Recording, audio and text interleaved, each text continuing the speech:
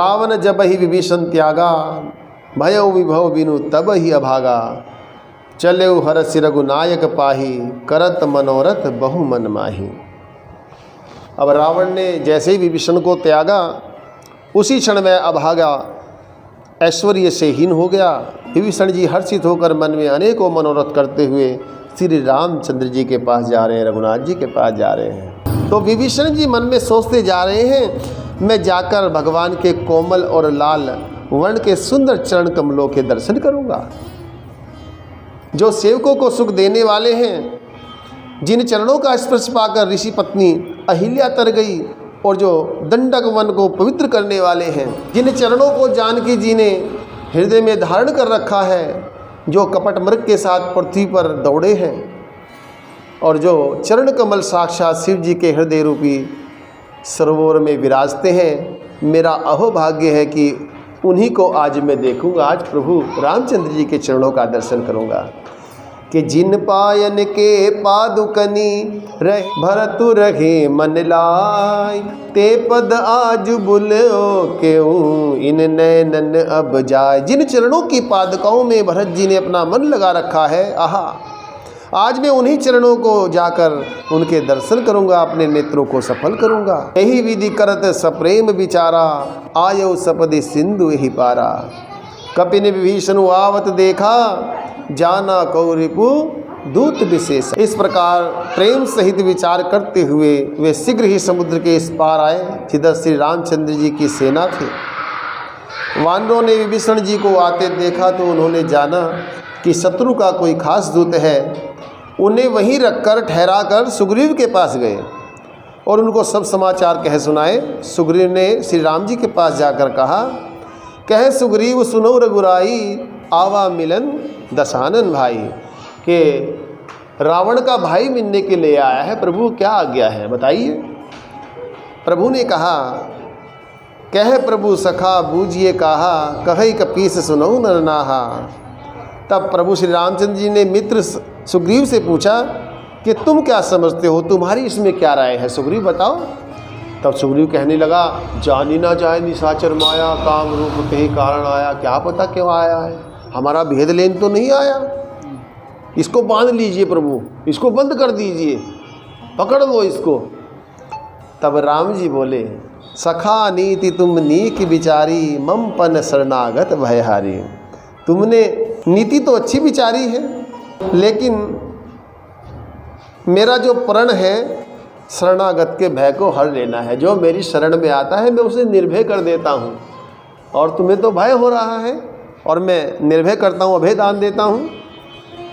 सुनी प्रभु वचन हर्ष हनुमाना, शरणागत वत्सल भगवाना। हनुमान जी बड़े प्रसन्न हुए प्रभु के ये वाक्य सुनकर कि प्रभु शरणागत वत्सल हैं, शरण में आए हुए की रक्षा करने वाले हैं, पिता की तरह उसकी रक्षा करते हैं। श्री रामचंद्र जी फिर बोले, जो मनुष्य अपने अहित का अनुमान करके शरण में आए हुए का त्याग कर देते हैं, वे पामर हैं, पापमय हैं, उन्हें देखने से भी हानि है, पाप लगता है। कोटि विप्र बद लागई जाहू, आए शरण तजऊ नहीं काऊ। जिसे करोड़ों ब्राह्मणों की हत्या लगी हो, शरण में आने पर मैं उसे भी नहीं त्यागता। चाहे करोड़ों हत्या की हो उसने, कितना बड़ा पापी हो।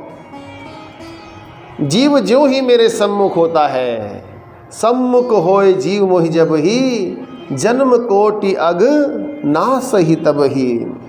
जैसे ही जीव मेरे सम्मुख होता है, त्यों ही उसके करोड़ों जन्मों के पाप नष्ट हो जाते हैं। एक दो जन्म के नहीं, करोड़ों जन्मों के पाप, है ना।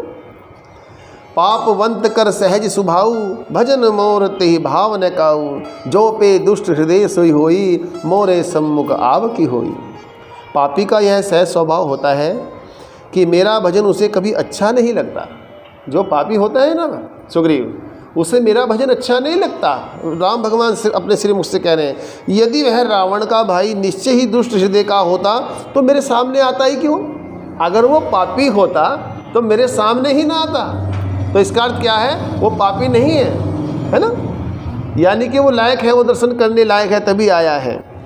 और भगवान कहते थे कि बड़ी सुंदर चौपाई, कि निर्मल मन जन सो मोहि पावा। जो मनुष्य निर्मल मन का होता है वह मुझे पाता है, जिसका मन निर्मल होता है। और मोहि कपट छल छिद्र न भावा, मुझे कपट और छल छिद्र नहीं सुहाते। चलो यदि उसे रावण ने भेद लेने भी भेजा है तब भी हे सुग्रीव अपने को कुछ भी भय या हानि नहीं है, क्योंकि हे सके जगत में जितने भी राक्षस हैं लक्ष्मण क्षण भर में उन सबको मार सकते हैं, और यदि वह भयभीत होकर मेरी शरण आया है तो भी मैं उसे प्राणों की तरह रखूँ। कृपा के धाम श्री राम जी ने हंसकर कहा, दोनों ही स्थितियों में उसे ले आओ, वो जैसा भी है ना उसे ले आओ, कोई बात नहीं, पहले ले आओ उसे। हाँ ले तो आओ, भी बाहर ही खड़ा कर रखा है उसको, कोई खड़ा कितने सवाल जवाब कर रहे हो उससे, कहाँ से आया है, क्यों मिलना है राम जी से, क्या करने को आया है, रावण से बड़ा है तो छोटा है नहीं, तमाम सवाल जवाब हो रहे हैं विष्णु जी से। तो प्रभु ने कहा उसे पहले ले आओ। सादर ते ही आगे करी बानर, चले जहाँ रघुपति करुणा कर। दूर ही ते देखे दो भ्राता, और नैनानंद दान के दाता। आहा, विभीषण जी को आदर सहित आगे करके वानर फिर वहाँ चले जहाँ करुणा के खान श्री रघुनाथ जी थे। नेत्रों को आनंद का दान देने वाले अत्यंत सुखद दोनों भाइयों को विभीषण जी ने दूर से ही देखा, दूर से ही दर्शन किया, है ना, अभी पास नहीं गए। फिर शोभा के धाम श्री राम जी को देखकर वे पलक मारना रोककर ठिठक कर स्तब्ध होकर एक टक देखते ही रह गए। एक टक देखते ही रह गए प्रभु को। भगवान की विशाल भुजाएं, लाल कमल के समान नेत्र और शरणागत के भय का नाश करने वाला सांवला शरीर है। सिंह के से कंधे हैं, विशाल वक्षस्थल, चौड़ी छाती अत्यंत शोभा दे रहा है। असंख्य कामदेवों के मन को मोहित करने वाला मुख है। भगवान के स्वरूप को देखकर विभीषण जी के नेत्रों में प्रेमाश्रुओं का जल भर आया, आंखों में आंसू आ गए विभीषण जी के, और शरीर अत्यंत पुलकित हो गया। फिर मन में धीरज धरकर उन्होंने कोमल वचन कहे कि नाथ दसानन कर मैं भ्राता, निश्चर बंस जन्म सुर त्राता। हे नाथ, मैं दसमुख रावण का भाई हूँ। हे देवताओं के रक्षक, मेरा जन्म राक्षस कुल में हुआ है। मेरा तामसी शरीर है, स्वभाव से ही मुझे पाप प्रिय हैं, जैसे उल्लू को अंधकार सहज प्रिय होता है, कि मैं रावण का भाई हूँ। अन्यथा कह सकते थे प्रभु मैंने हरि मंदिर बनाया हुआ है आपका, मैं भी रोज घंटी बजाता हूँ, पूजा करता हूँ आपकी। हनुमान जी भी ऐसा कुछ नहीं कहा विभीषण जी ने। विभीषण जी अपने दुर्गुण पेश कर रहे हैं जो माइनस पॉइंट है, कि मैं दसमुख रावण का भाई हूँ। हे देवताओं के रक्षक, मेरा जन्म राक्षस कुल में हुआ है, मेरा तामसी शरीर है, स्वभाव से ही मुझे पाप प्रिय हैं। लेकिन प्रभु मैं कानों से आपका यश सुनकर आया हूँ कि प्रभु भव के भय का नाश करने वाले हैं। हे दुखियों के दुख को दूर करने वाले, शरणागतों को सुख देने वाले श्री रघुवीर जी, मेरी रक्षा कीजिए, मेरी रक्षा कीजिए, मेरी रक्षा कीजिए। ये कितनी अच्छी दन्यता देखिए कितने विभीषण जी में, कितना दीन भाव है ना। प्रभु ने उन्हें ऐसा कहकर दंडवत करते देखा तो अत्यंत हर्षित होकर तुरंत उठे। विभीषण जी के दीन वचन सुनने पर प्रभु के मन को बहुत ही भाए। उन्होंने अपनी विशाल भुजाओं से पकड़कर उनको हृदय से लगा लिया। हाँ जी, प्रभु ने उन्हें उठाकर अपने हृदय से लगा लिया। छोटे भाई लक्ष्मण सहित गले मिलकर उनको अपने पास बैठाकर श्री राम जी भक्तों के भय को हरने वाले वचन बोले। देखिए शब्द देखना प्रभु का क्या निकलेगा। पहला शब्द विभीषण जी के लिए क्या निकला, ये है कीमती, ये कीमती है जी। ये इस पूरे प्रसंग का ये घी है, ये अमृत है जी। कहु लंकेश सहित परिवारा, क्या कहा? लंकेश। लंकेश का मतलब हाँ, यानी कि प्रभु ने इसकी दैन्यता देखकर, इसका दीन भाव देखकर, ये तो कह रहा है मैं रावण का भाई हूँ, लेकिन ये तो भक्त है। कहु लंकेश, यानी कि इन्हें समझो प्रभु ने, इसने इतनी जगह बना ली प्रभु के दिल में कि प्रभु ने इसका तिलक कर दिया। अभी अभी मानसिक तिलक हुआ है, अभी वो भी मंगवाएंगे समुद्र का जल। लंकेश यदि कहा है तो राम जी की ओर से कन्फर्म है, क्लियर है कि रावण मारा जाएगा और तुम भविष्य के लंकेश हो। ये संकेत हो गया, क्योंकि वाणी गूढ़ होती है, उसे समझना पड़ता है। कहूँ लंकेश सहित परिवारा, कुशल कुठार बास तुम्हारा। भक्तों के भय को हरने वाले वचन बोले, हे लंकेश परिवार सहित अपनी कुशल कहो, तुम्हारा निवास बुरी जगह है। दिन रात दुष्टों की मंडली में बसते हो, ऐसी दशा में हे सके तुम्हारा धर्म किस प्रकार निपटा है। मैं तुम्हारी सब रीति आचार व्यवहार जानता हूँ, तुम अत्यंत नीति निपुण हो, तुम्हें अनीति नहीं सुहाती। यानी कि नीति निपुण थे विभीषण जी। अभी आप देखेंगे आगे भी प्रभु उनसे पूछेंगे तो बताएंगे। लक्ष्मण तो बल्कि बुरा मान जाते हैं इस बात का कि कहा देव देवालसी पुकारा, अरे प्रभु उठाइए बाण सोख दीजिए पूरे समुद्र को।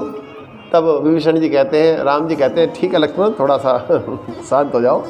विभीषण जी सही कह रहे हैं, आपका हमारे कुल का गुरु है समुद्र, क्योंकि सगर पुत्रों के खोदने से ही समुद्र की उत्पत्ति हुई। तो पहली नीति भी यही है, समझाना, विनय करनी चाहिए, पहले समझाना चाहिए किसी को, है ना। नहीं माने तो फिर दाम, कुछ लेन देन करके हो जाए बात, फिर दंड, फिर भेद। तो पहली नीति है, पहले हमें आराम से सहज भाव से बात ही करनी चाहिए। तो विनती करते हैं, प्रभु मैं तुम्हारी सब रीति जानता हूँ, तुम नीति निपुण हो। तब हे तात बरु भल बास नरक करताता, दुष्ट संग जनी दे विधाता। कितनी सुंदर चौपाई देखिए, एक एक चौपाई इतनी सुंदर है सुंदरकांड जी में। महामंत्र नहीं है, महामंत्र है। नरक में रहना वरम अच्छा है हे तात, परंतु विधाता दुष्ट का संग न दे। अब तुझे दुष्ट का संग मिला था रावण का, है ना, लेकिन फिर भी वहां अपने को बचाए रहते थे विभीषण जी। विभीषण जी ने कहा, हे रघुनाथ जी अब पद देखी कुशल रघुराया, जो तुम कीन जानी जन दाया। हे रघुनाथ जी अब आपके चरणों का दर्शन कर कुशल से हूँ, जो आपने अपना सेवक जानकर मुझ पर दया की है। तब लगी कुशल न जीव कहूँ, सपने हूँ मन विश्राम, जब लगी भजत न राम कहूँ, शोक धाम तजी काम। बहुत सुंदर दोहा है, देखिए। जब तक जीव की कुशल नहीं है, कब तक नहीं है ध्यान देना, और न ही स्वपन में उसको और मन में शांति हो सकती है। कब तक? जब तक वह शोक के घर काम विषय कामना को छोड़कर राम जी को नहीं भजता।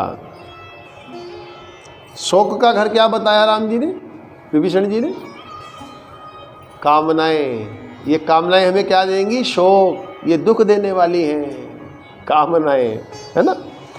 तब लगी जीव कुशल ने जीव कहूँ सपने मन विश्राम, जब लगी भजत ने राम कहूँ शोक धाम तजी काम। तो कामनाएं ही दुख का कारण है जी। कामनाएं ही, हाँ, इच्छा ही दुख का कारण है, सच्चाई है। कि तब लगी हृदय बसत खल नाना, लोभ मोह मच्छर मदन माना, जब लगी उड़ने बसत रघुनाथा, धरे चाप सायक कटिभा था। लोभ, मोह, मत्सर, मद और मान आदि अनेकों दुष्ट तभी तक हृदय में बसते हैं। ये जितने बताए ना, ये सारे दुष्ट बताए हैं। जब तक कि धनुष बाण और कमर में तरकस धारण की हुई रघुनाथ जी हृदय में नहीं बसते। तो जिसके हृदय में प्रभु का वास हो जाता है तो वहाँ ये दुष्ट नहीं रहेंगे। समझ रहे हैं बात को? ये तभी तक रहते हैं जब तक प्रभु का वास नहीं होता हृदय में, क्योंकि प्रेम गलियति साकरिया में दो ना समाई। दो नहीं रहते हैं इसमें, या तो प्रभु ही रहते हैं या फिर वासनाएं रहेंगी, एक ही चीज।